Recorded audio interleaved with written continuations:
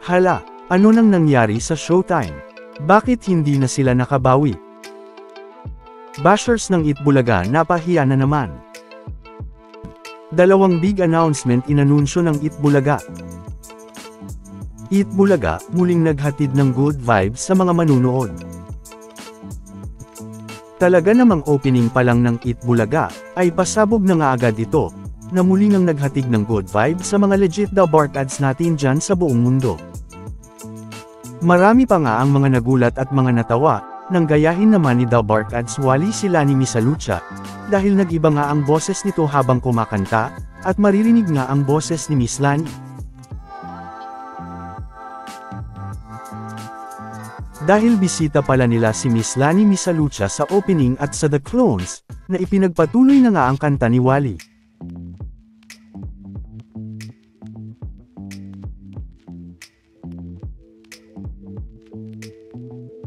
Na talaga namang game din, na makipagkulitan sa mga The Bark ads, dahil sa mga request ng mga The Bark ads na gayahin ito.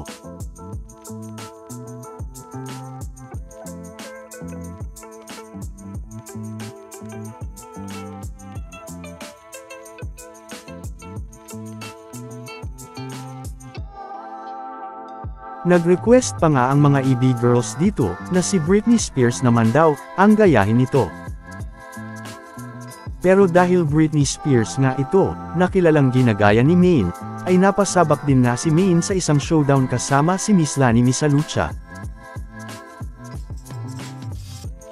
Na makikita pang ang biglang tumakbo si Maine, at tila nag-walkout ulit nang i-cheer siya ng mga The Bark ads.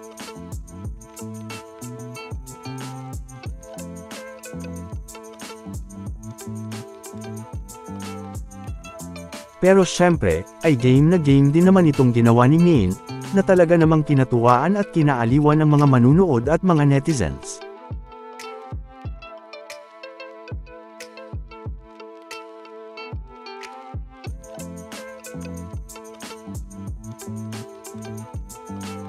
Na hindi na nga niya tinapos, dahil si Miss Lani Misa Lucha nga naman daw kasi ang ka-showdown niya.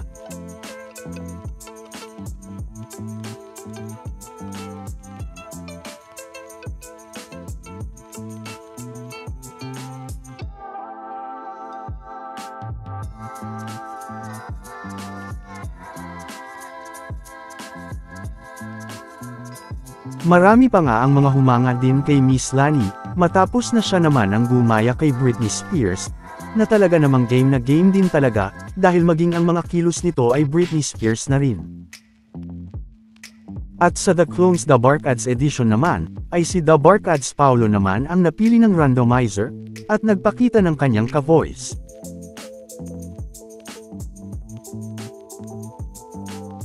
Pero sa kabila nga ng masayang mga nangyari sa segment na ito ng Itbulaga, ay may ilang mga bashers na mga nag-comment, na hindi daw maganda ang segment na ito, at sayang lang daw sa oras. Pero hindi nga ba maganda, at sayang lang ito sa oras.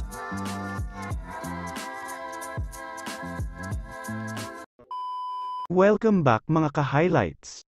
Bago tayo magpatuloy ay maaaring mag-subscribe at i-click ang notification bell para updated kayo sa mga susunod pang videos, at paki-like na rin ang video, share at mag-comment na rin. Maraming salamat po. Kaya naman, muli nating tignan at pag-usapan kung anong masasabi ng mga legit The Bark ads netizens na nanunood, at hayaan na sila ang humusga. Dahil kung titignan ang dami ng mga nanunood sa YouTube livestream ng Itbulaga ngayong Sabado January 25, ay makikita nga kung gaano kadami ang mga nakatutok dito. Na makikita ngang may mahigit 67k views ang Itbulaga.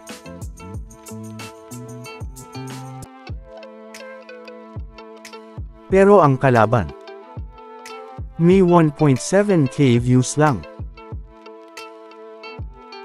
Tandaan, na sa kaparehong oras natin ito kinunan, para patas at walang dayaan. Na kung saan, ay 37 minutes pagkatapos magsimula ang kanilang YouTube livestream na natin ito kinunan.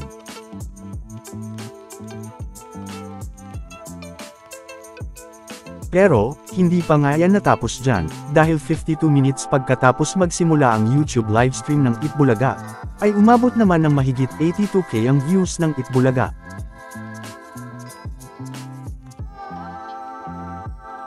At sa kaparehong oras din, ay may 10k views naman ang It's Showtime.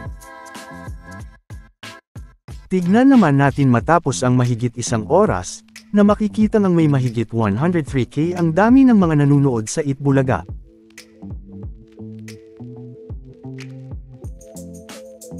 At may 17k naman ang views ng It's Showtime. Na mabilis pang ang tumaas at dumami pa, ang mga nanunood sa YouTube livestream ng Itbulaga, kung ikukumpara nga sa kalaban nito sa noontime.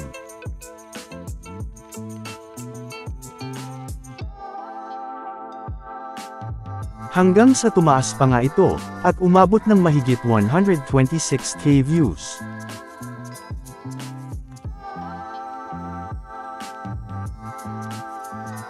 Pero makikitang may 67k views naman ang It's Showtime. Na makikitang ang muling pinatunayan ng Itbulaga ang pagiging number 1 nito, at ang pagiging hari ng noontime. Samantala, ngayong Sabado din January 25, ay may dalawang big announcement ang Itbulaga, na nauna na rin nating napag-usapan. Ang unang big announcement, ay inanunsyo ni Mayor Jose Manalo sa barangay, na patungkol nga sa mga Mr. 2025, at ang gagawin nilang task para makapasok sa Grand Final sa Sabado February 1. Ang isa pang big announcement, ay inanunsyo naman ni Bossing Vic Soto sa studio, sa segment pa rin na Sugod Bahay Mga Kapatid. Na kung saan, ay ibang pagsugod naman ang gagawin nila dito, dahil isang pagsugod naman sa mga campus, o Sugod Campus naman daw ang gagawin ng Itbulaga dito, na ngayon nga ay iikot naman sila sa mga campus. Na kung saan, ay sa mga students naman ihahatid ng Itbulaga ang swerte, saya, at mga papremyo, na talaga namang kaabang-abang na nga ngayon pa lang. Na makikita din naman sa pa-teaser ng Itbulaga na ito. Isa pa ngang kaabang-abang, ay kung saang campus kaya unang susugod ang Itbulaga. Samantala, ano naman ang mga masasabi nyo, patungkol sa mga napag-usapan natin, sa video na ito?